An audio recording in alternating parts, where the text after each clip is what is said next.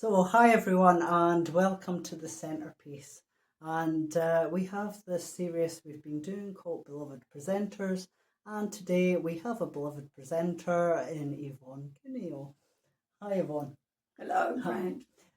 So we have our usual questions, and we're going to get to know Yvonne a little bit better. For those of you at home who don't know Yvonne so well, she has been part of the Findhorn Foundation for many years, and she's going to tell us a little bit more about her upbringing and things like this, and of course the dance. So we'll start with getting to know you. So, could you provide us with some insight into your background? Where do you come from? Where do you hail from? And what factors and experience have shaped you? Well, I'm Australian, but I left, a long time ago, 42, 43 years ago, and have lived all over the world, and that's definitely shaped me. I've lived in Cairo, New Orleans, 6 years in Borneo, 6 years in Dubai, the Netherlands. I've travelled a lot. I used to be a high school English teacher, doing some drama also and putting on musicals and choreography and things like that. And my grandfather was Scottish, so I learned Highland dancing, Scottish traditional dancing, since I was 4 years old. And so it's interesting that I've ended up in Scotland.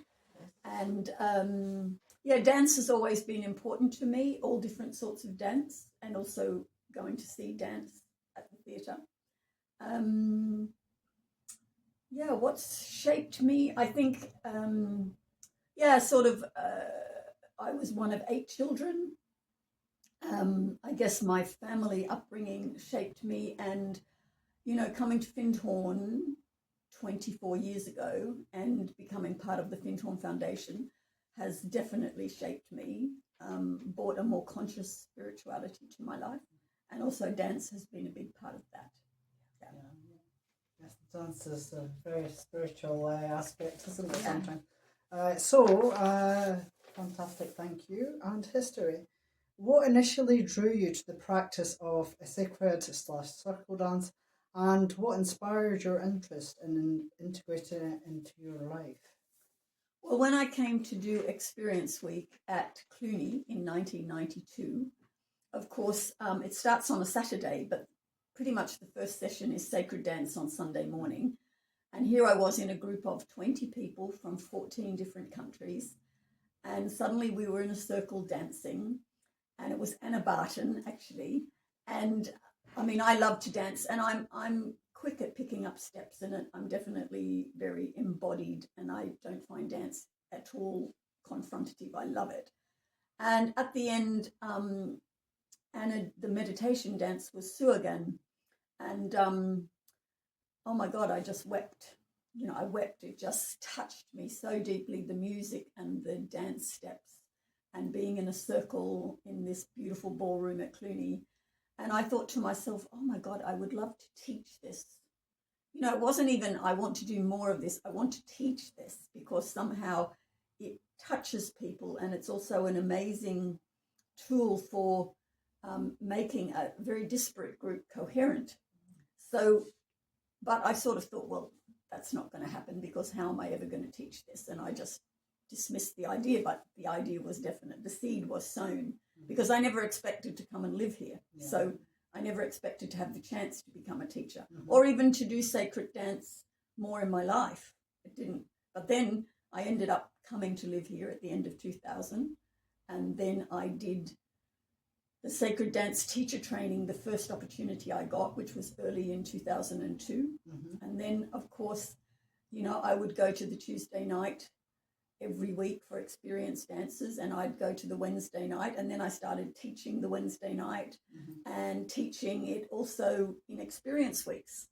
So there I was suddenly, 10 years after I first experienced it, in Experience Week, also I was the teacher of the sacred dance section of Experience Week. So my advice is, when you think you want something and you don't know how it's going to work, 10 years later, that's what I was doing.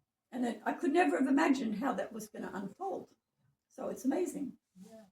I always think these experiences, these pivotal moments when there's a realization, very you know you always remember these moments when you go, yeah, I want to do this, And what I wanted to ask, you said you were doing a meditative dance with Sue No, Shogun.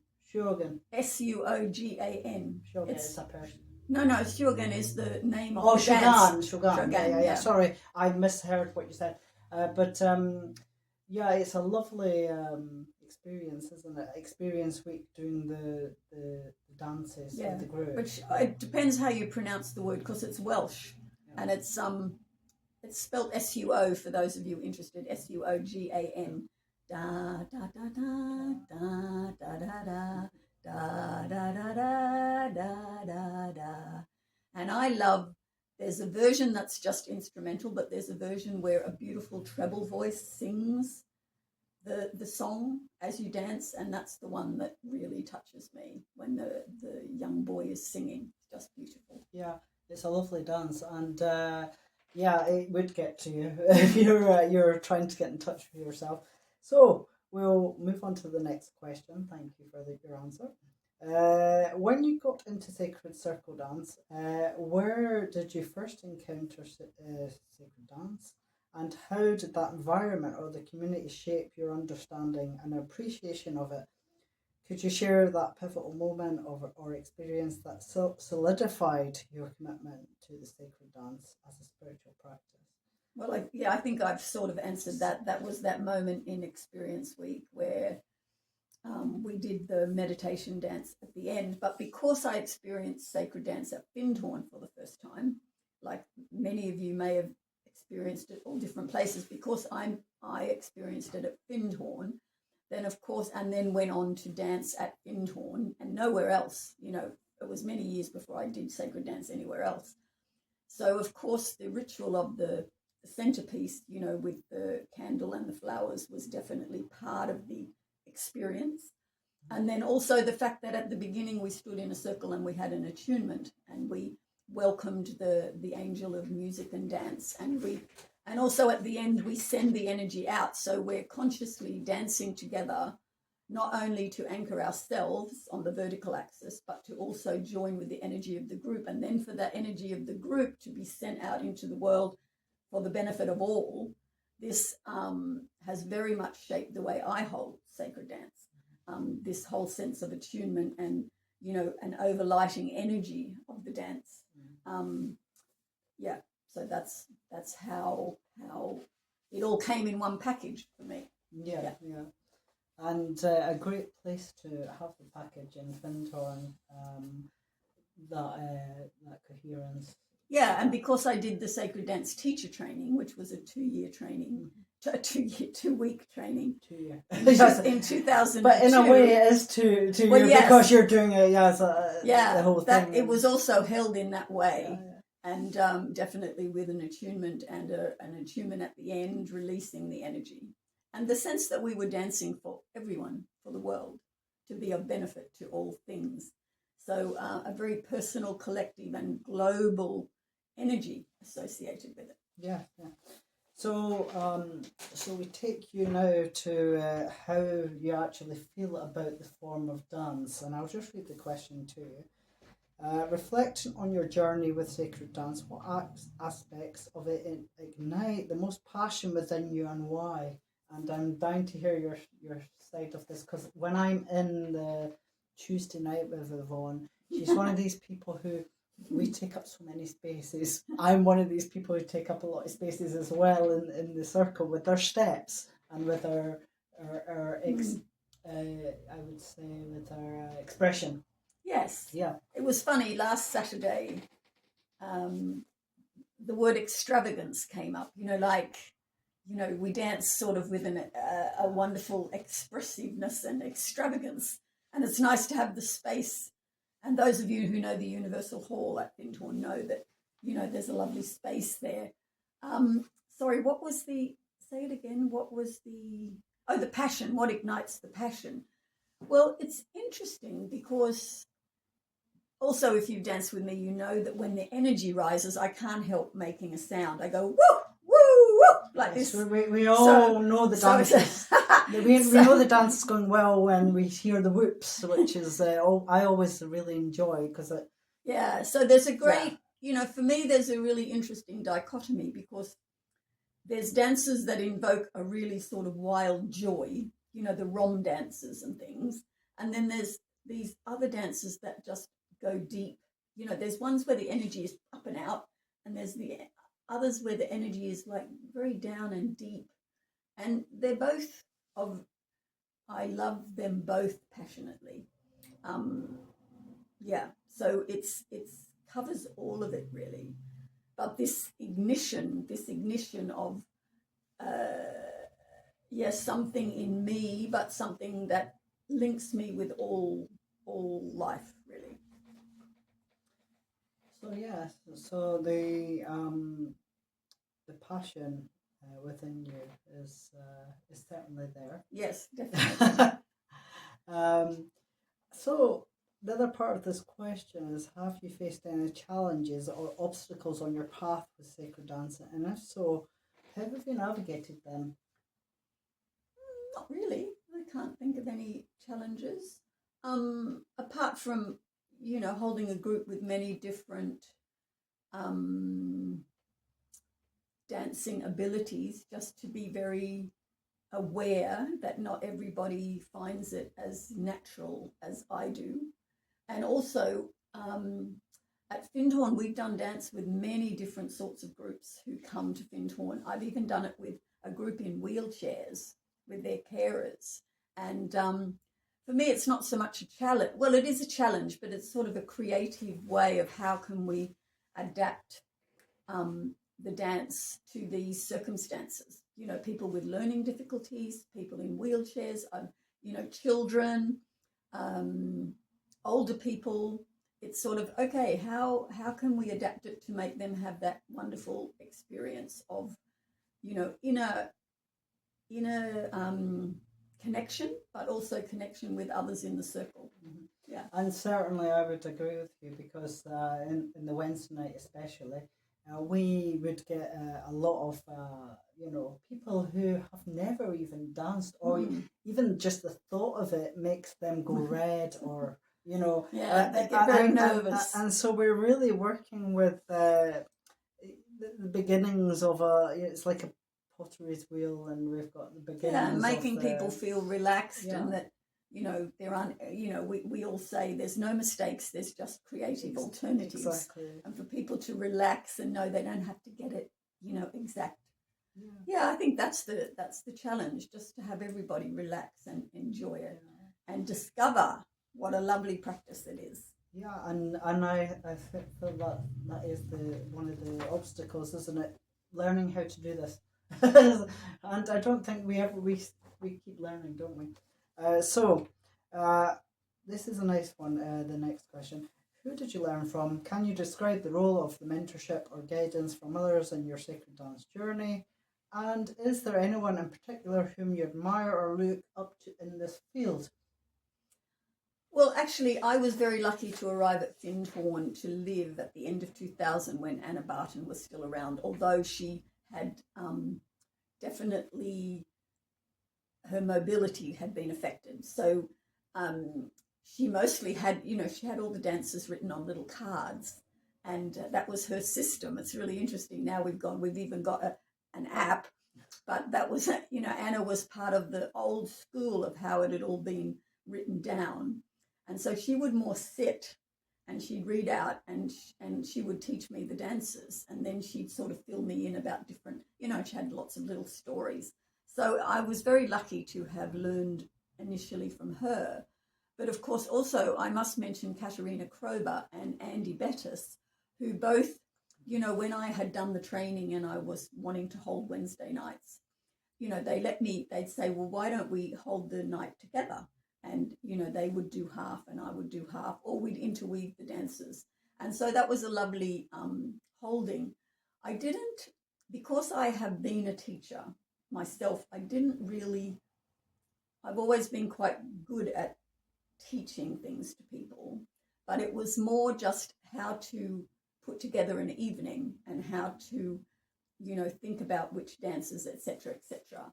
And I mean, I suppose in a way, everybody who's danced at Findhorn, with me for the last 24 years, we all sort of co-create together and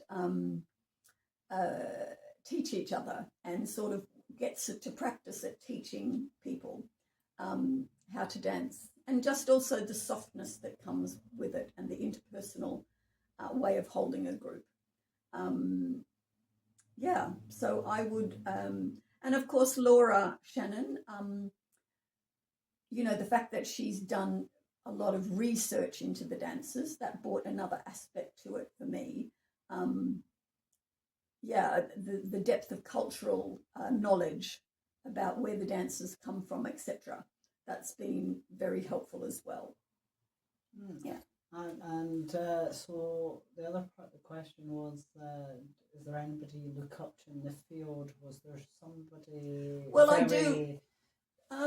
I do love Nanny Cloker's choreography and the way she holds herself and the way she teaches. She brings a grace and a beauty, and her dances are a certain sort, and they're not everybody's cup of tea, I think. And I actually, I do like her dances, but of course I also like a very different style of dance too. Hers are quite balletic in a way and very graceful and often, but I love that her choice of music and the thought that's gone into it. But then I also love the very traditional Eastern European dances as well. Yeah. And of course, when we're on a Tuesday night and you teach, the first things that come to my mind are like with Chansko and things like this. All the bees. She covers all the bees dances. Ballade de Angolais and Bufchansko, yeah. So thank you for that insight. So the next one, how do you see the spiritual side of this community? How do you see the intersection between sacred dance and personal transformation or spiritual growth in your own life? Yeah, I mean, I also find sacred dance incredibly grounding. So if I'm going through a difficult period in my life, dance grounds me. And also the community of the sacred dance circle grounds me. And there's been times when I've been incredibly overworking really at the Findhorn Foundation, running programs, running around, dealing with many, many things. And I used to come in on a Tuesday night and sometimes I'd just be crying and, be held, and to know that they're there every Tuesday and to just get out of my head and into my feet, and to become embodied and, just forget the head fried brain aspect and just get into my body and feel the hands on either side and to dance into the earth and, feel the energy come up. And of course, that's part of the spiritual side too. This, I think I mentioned it before, this vertical axis where we ground ourselves first, feet on the ground, feel the energy come up through the top of the head. And then you feel the energy, the hands on either side going around the circle. And this sense of, people have often said to me, why is it called sacred dance? And sometimes the name sacred dance puts people off. I know people who have come to Findhorn very nervous about knowing there's sacred dance, and they think that they're sort of going to come walking in white robes, and they have some weird idea of what sacred dance means. So sometimes I just do use the phrase circle dance, so that, and then because the sacredness for me is this grounding into the earth and this sense that I'm into the earth and up into the heavens, and that I am greater than myself, that I'm greater than my physical body. I'm in my body dancing, and yet there's something greater. And then there's this linking with other people. And then there's just linking with universal energy and universal love. And also dancing the really traditional dances, I feel in contact with, greater humanity and the ancestral, collective ancestral energy, really. and dancing dances that villages have danced for hundreds of years just puts me in touch with a greater energy. So sacred dance has held me in a personal development way, but also in a spiritual deepening. Yeah. It's interesting you talk about the word sacred dance, sacred, because we've been discussing this online recently, and there's a question last night, and so many people we've been talking about what that means to people. The word sacred. It's very, very interesting how you can use circle or sacred or a mixture of both. So rituals. This is always a nice question to ask. Are there specific rituals or traditions within sacred dance that resonate deeply within you? And if yes, why do they hold such a significance?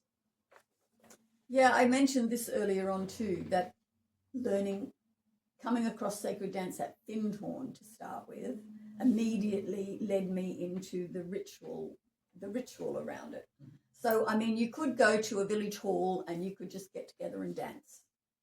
And that's fine too, fantastic. And then there's the holding of the space, which for me brings depth and more meaning. So, a group of people can get together, put on some music, you can teach them circle dancing, and it's very joyful and people feel a community, and that's fine. But there's something about holding space, I would say in a sacred way, but sacred doesn't work for everybody. It's just holding the space in a very conscious way. So for me, the ritual is that we come in a circle, that we hold hands. And of course, at Findhorn, you put your hands up, you put the thumbs to the right, and then you hold hands like that. And that's important, because if we're not all holding hands the same way, the energy gets a bit stuck and it gets awkward, especially when you're letting go of hands and joining hands again. And then there's the attunement, where we just bring ourselves present, feel our feet on the ground. Attunement can be very short, but it's a leaving behind everything that's gone before and becoming present in the space. And then it's a very conscious becoming present. And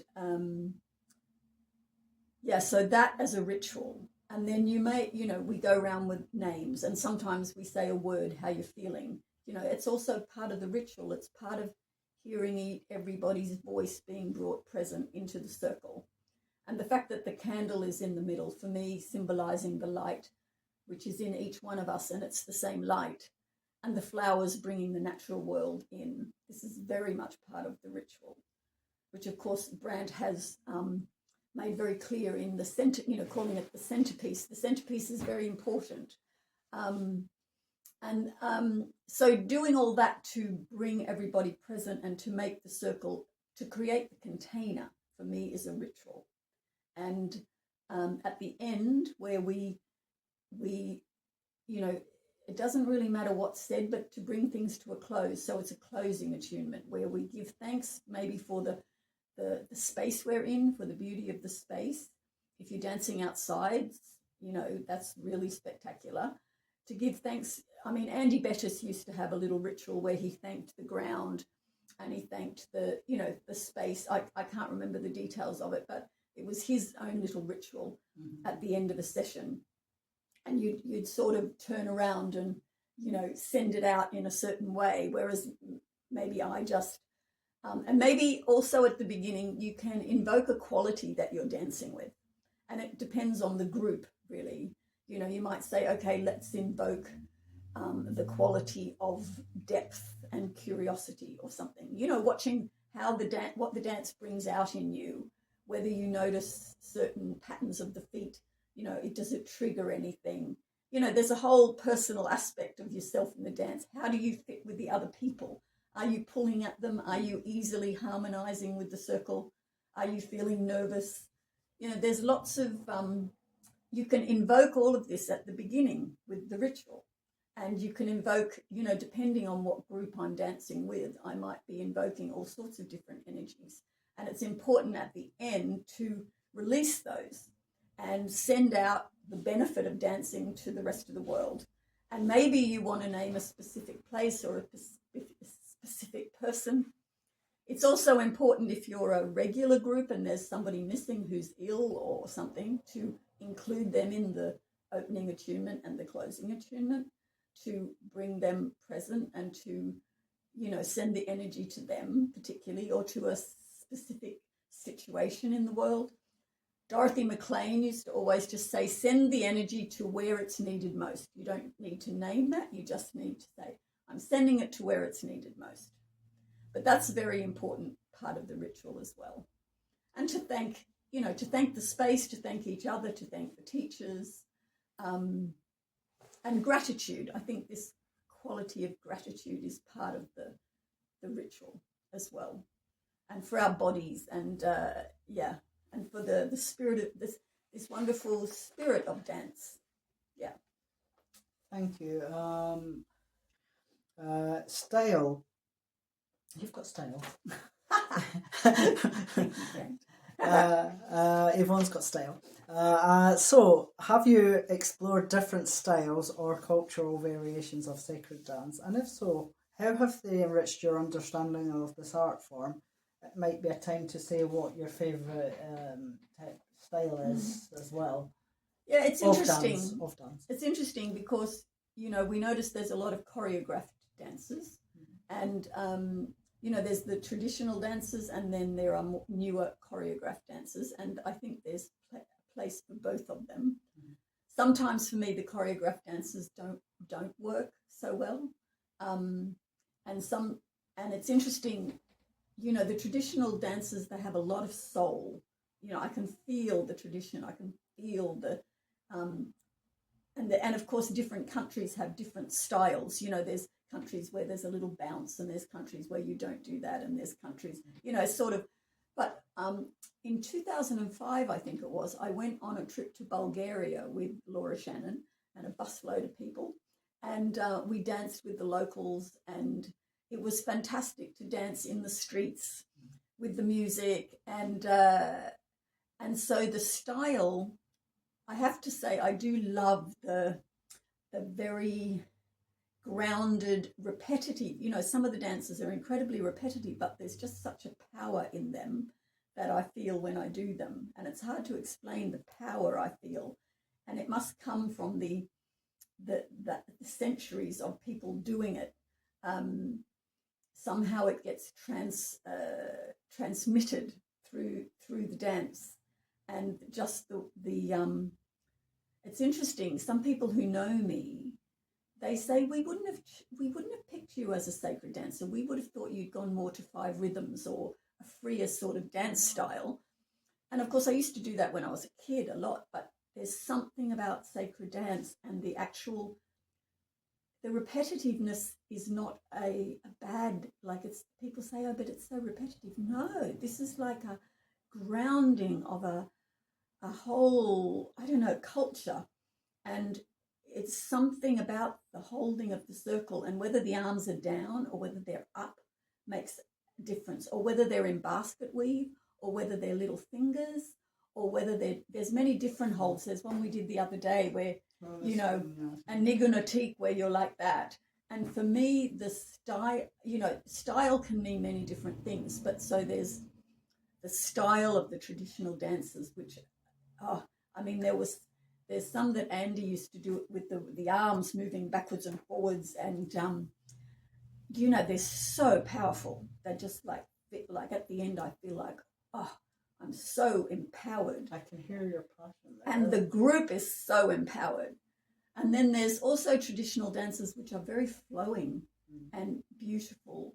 I think it's the crane dance, and oh God, there's so many, and the swan, and beautiful ones that we've done, which are so, wow, I don't even know how to describe the power in them. And then the Russian dances are a certain way. And there's, so in terms of style, it's an interesting question.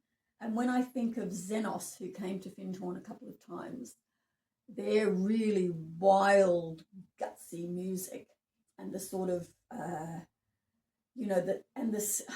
there's something also, some of the dances are very, the movements are very small and contained and incredibly powerful. You know, and then as the music gets faster and faster, the steps become more and more contained, but the power increases. It's just amazing. And I love when we dance in lines and we look into each other's eyes as we pass. Papa Lambrena is like that. I'll never forget the first dance festival where, you know, the lines were led around and everybody looked into everybody's eyes. And that it sort of bugs me a little bit when I dance sometimes and I see everybody looking at the ground, and I realize some people, well, they're very nervous about the steps and where their feet are going.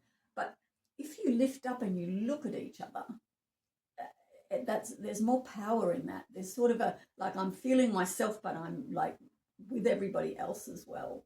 And it's sort of a social interaction. So I also love flowing dances. You know, I love the style of the flow as well. As I said before, Nanny Cloaker, for example.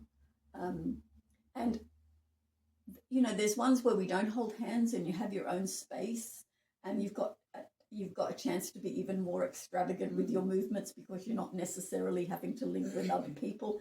Because we do need to adjust our energy when we're dancing in a circle. Rosie often says some people dance more economically and some people dance more exuberantly. And we have to, you know, depends who we're with, how we dance a little bit.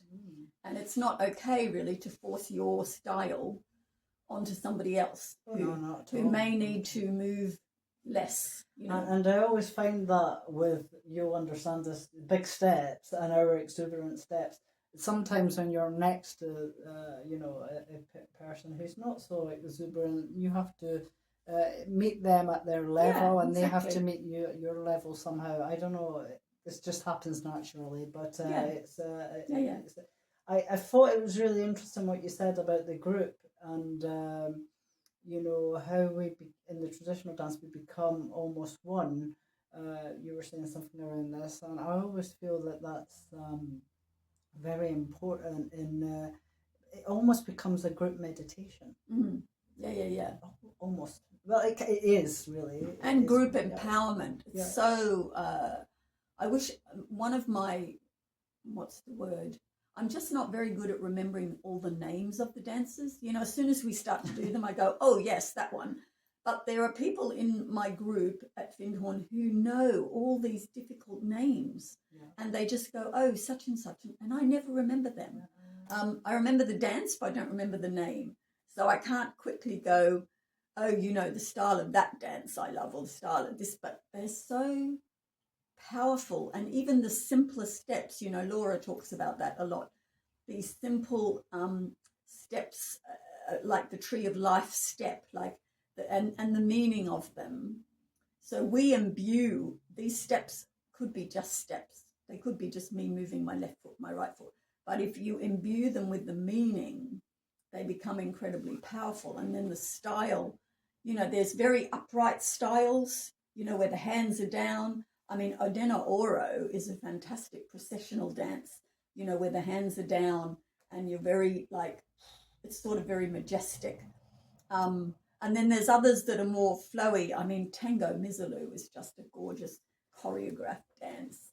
And you were talking about my favourite dances. We'll come to. Okay. We could get more of a favourite style for this question. Well, I don't think I have but a favourite. If you have a few, that's fine as well. We allow this. We don't pin you down. I contain multitudes, Brent. I contain multitudes. Well, the lovely thing about dancing Tuesday nights and other times online when we've done workshops together, when I've danced with you, you are very flexible and very, I don't mean your body, I mean in style. I love the, you know, I love meditation dances and I also love wild rom dances and I love flowy ones and I like partner dances. You know, I like them all, really. But for me, I see you as the keeper of the bee dances. So this has always been my... well, that's what I think on the Tuesday night. The Andy Bettis dances, the bee dances. Yeah. But so we're on to the future here.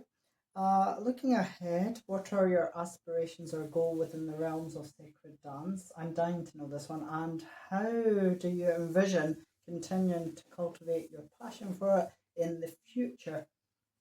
Well, actually, I really like how sacred dance has started to be interwoven into my other offerings and my other talents, I suppose. So, it's really interesting to be employed to facilitate a group, nothing to do with dancing, la la la. And I see how I can bring circle dance into this group to help do whatever it's supposed to be doing. So, I was with 43 women down in the south of England who work for Weleda, which is a fantastic brand, Weleda. And this group was quite disparate. They didn't all know each other. They were coming together to sort of build coherence and solidarity. And I just started to bring dance in, and dance worked miracles, just very simple ones. I'm dealing with people who this is not something they do every day. Gaitani is a fantastic dance. It's just basically a movement back and forth in basket weave. And I tell you what, it created a coherence in the group. I started to do it at the beginning of every day and at the end. And other dances, of course, create fun, like the Shetland clap dance. It's known as, it's actually not from Shetland, but the one where you go da da da da da da da, the wedding dance. Shetland. Anyway, this one is a great one for just getting people laughing together and feeling at home. And Nigunatik is a great one when people go in the centre to get blessed. It's I've done that with young people, and if they're very sort of loath to go into the centre and be blessed, they think that's a bit. I yell out, everybody with long hair in the middle to be blessed, or everybody who's wearing jeans in the middle. And so then they go in the middle and they get over themselves. Yeah. But dance can be used very creatively in lots of ways. And I've used it with all sorts of groups at Findhorn. If a group, I've had tourist groups from Norway who come to just learn about the community, and they end up actually connecting with each other in a different way through dance. Yeah. And then this group of women down south, it really helped. It helped create a container, attunement also, and the dance helped to create a container. And we can all speak in language that makes it much more accessible for people, and it's not a bit like, oh, this is weird. It's like, yeah, and of course, as soon as people hold hands in a very matter-of-fact way, suddenly they're connected physically. This does amazing things for a group. And then if you get them just moving very simply, one woman said to me, I was about to leave because I didn't feel like I belonged, and I was feeling really nervous. And she said, and as soon as you did your first dance, I realized I could stay. So somehow it grounded people. It made them feel part of a whole, of some, group. So for me, the future, for me personally, is about using dance very creatively in all sorts of situations to support the creation of, connectedness individually and collectively. And of course, there's also, doing it, so you can do a session of dance for an hour or an hour and a half, and that's one thing. But how interesting to interweave it in a group that's doing something else. I mean, some business groups at Findhorn, they're all very serious and stuff. And you do the Shetland wedding dance with them, and suddenly, there's a sort of relaxation or a fun or a, we're meeting each other in an entirely different way. Also, dandelion, I've found, dandelion starts in basket weave, and then you go to joining the outer, and then you go to joining the palms. This is also incredibly powerful. Connecting. And basket weave is an amazing, just the arms of basket weave create a closeness. And then, of course, everybody has to move in unison. And then suddenly this unison is unity. It's amazing how the closeness of the arms makes everybody have to be very aware to move as one. This is an incredible learning for people. And then they can extrapolate that into how they work together. You know, if they dance together in harmony, can they work together in harmony?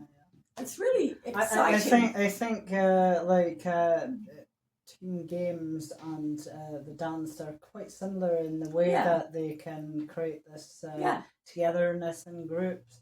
People, the kind of couples dances we do, they can look into each other's eyes, these kind of things. Yeah. So your future is connecting people. I guess. It breaks down. It breaks down barriers. It makes people more accessible to each other. It brings joy. I mean, it's a way of bringing joy. You know, for me, the world needs more joy, and it also can bring deep reflection, which is also important. And but for me, the relevance of sacred dance is made even stronger if it's interwoven with other activities, and not just like as a, okay, we're going to do it 3 hours of this or an hour and a half of this. So that's how I see the future for me. I'm quite excited to bring it to all sorts of different situations and, you know, into the corporate world, and just dance for people to just get out of their heads a bit, you know. I wanted to bring a little bit in here. I just suddenly had a thought. I had a thought of, it was a memory actually. When I first met Yvonne, I knew her from all the adverts on the, you know, the Findhorn Foundation and stuff, and I was like, oh, there's this woman who's been on the, you know, all these adverts telling me to come to the community. But my story is longer than this for coming. But I had my first experience, and we were actually making lunches together in the CC kitchen. And I have this lovely memory of it was a very hard day, and I'd been working previously, and you always go in and help with the lunches and stuff. And we had done the attunement and da da da da.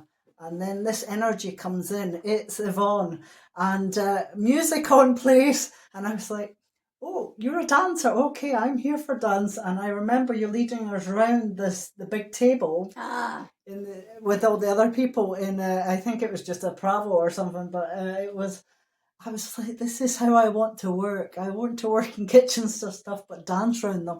You know, it was just such a fun experience to meet you even back in the day. I think that was quite a few years ago now, actually.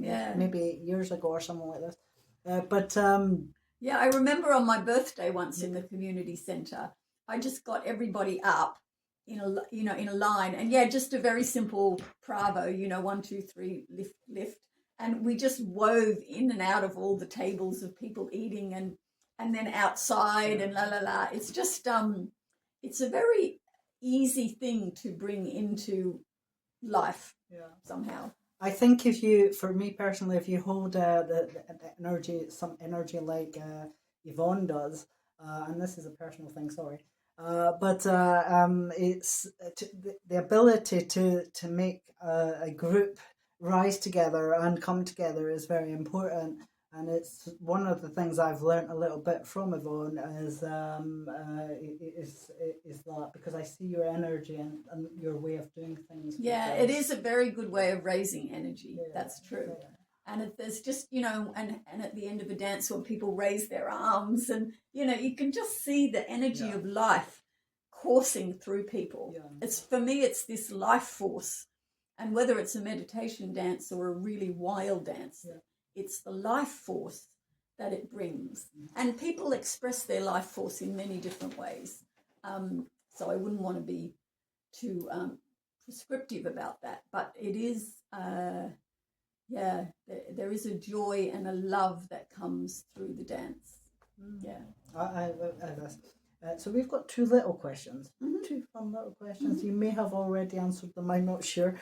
What is your favourite piece of music and dance? Now, everybody always balks at this one, but too many. There's too many. But if you had to take a couple, maybe we could give you a couple, but they would you would only ever hear these, and you'd only ever dance. What would you? I wrote down one because there is music by Carl Jenkins called Celtic Prayer. Healing Light, Celtic Prayer, and the dance I think was created by Nanny Cloker, but that music is so deep and powerful. But also Nova, I love the music of Nova. It reaches deep inside me and brings something out, and I often weep when I do Nova. But the music of Xenos is also so I don't know, you cannot help but feel the joy of the life force rising. And, and in the dance as well, I notice I like very nimble dances where I'm doing grapevines and turning and Yemenites. And, I love difficult rhythms. I love Levendikos.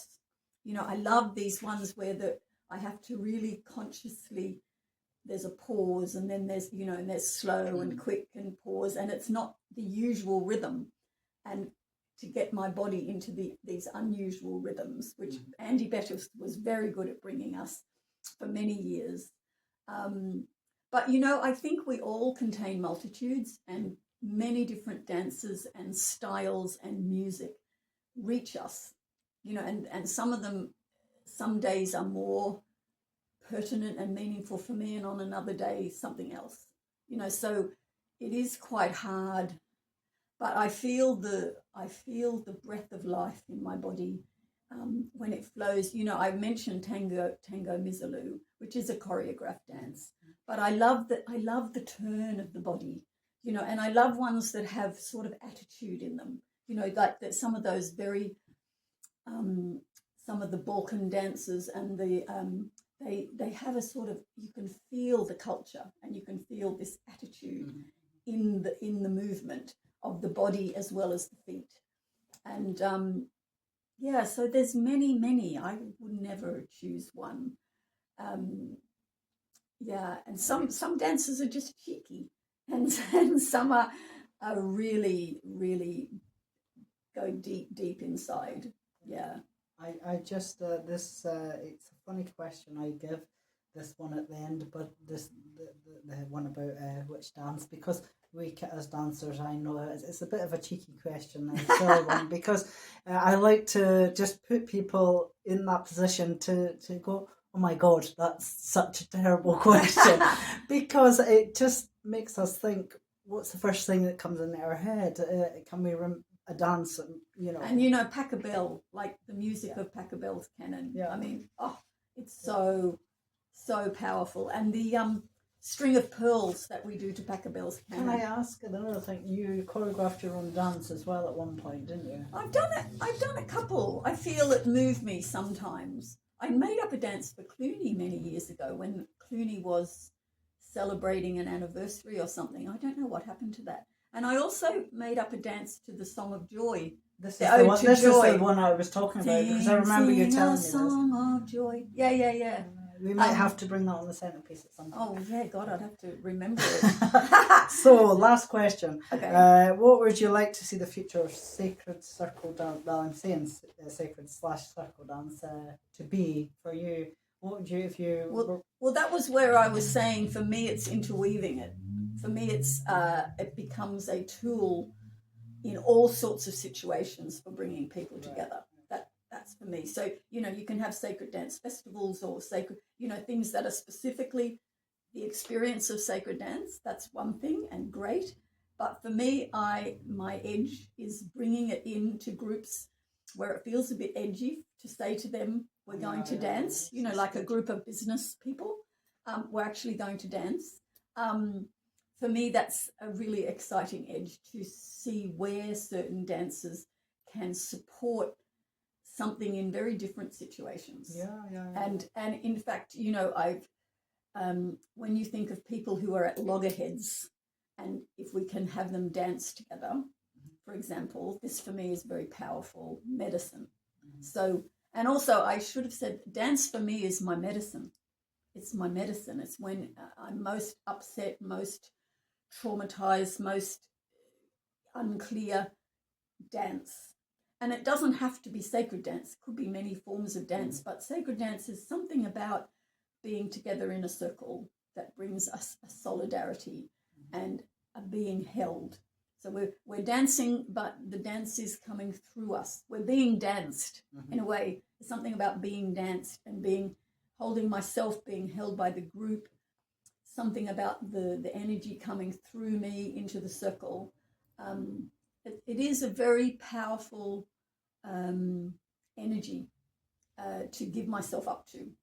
So for me, the future of dance is how to bring that more into the world in all sorts of situations and really difficult situations as well. Yeah. And getting people to remember that it's all not about the rational brain. There is an embodiment in our bodies, and the dance comes through that.